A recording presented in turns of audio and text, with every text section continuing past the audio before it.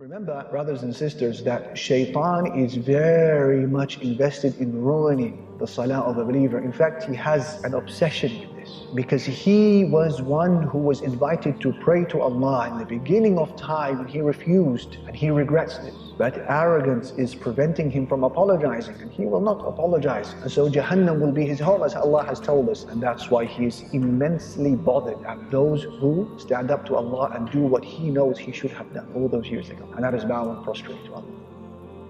His first line of attack on you and I is to convince us that there is no need to pray. Salah is futile. So you know many people from your family perhaps, or your friends, may Allah protect them and guide us all, who don't pray. Shaitan has successfully convinced them that salah is futile. There's no need for it. If, however, he fails in this endeavor and you crush those whisperings and you get into your salah, he doesn't give up. He goes for the second best line of attack, which is what? Delay your salah. And that is why a lot of people, they don't remember the last time they prayed Fajr when it was still dark outside. If and when they pray it, it's only when the sun is halfway up the sky. La hawla wa la quwwata illa billah. He will say, delay it, snooze it. It's okay, you have time, combine it.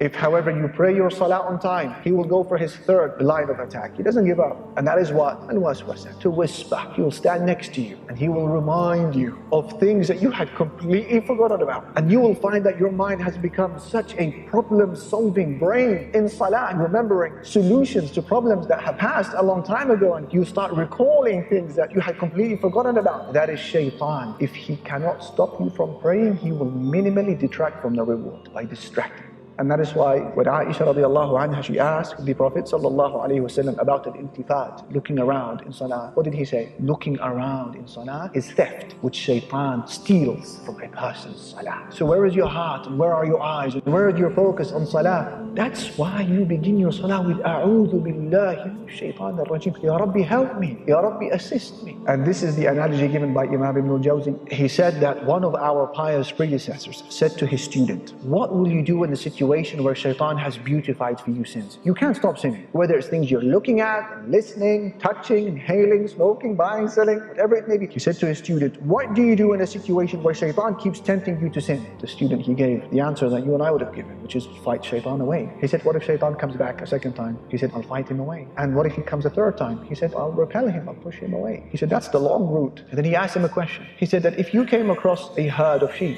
and then the dog of the shepherd came running after you and started barking and prevented you from continuing your journey, what do you do? He said, I will try to repel the dog as much as I can. He said, this is the long way. He said to him, what you need to do is, you need to go to the shepherd. You need to go to the owner of the dog and tell him to restrain his dog. That way you'll be able to. Do you see what he's saying? You've got to go right to the top. You've got to speak to the owner. Who's the owner? Of not just Iblis, all of creation, the angels, the jinn, humans, the beasts, the creatures, the heavens and the earth. That is Allah, Malik, Rabbul Alameen. Go to the very top. Complain to him, Ya Rabb, help me restrain this creature from when I begin my salah until I complete it. That is what you are doing when you say, A'udhu billahi minash shaitanir rajim. Feel the ubudiyyah, experience your servitude to Allah and your poverty and your bankruptcy and your need to Him as you say, A'udhu billahi. I can't, oh Allah, help.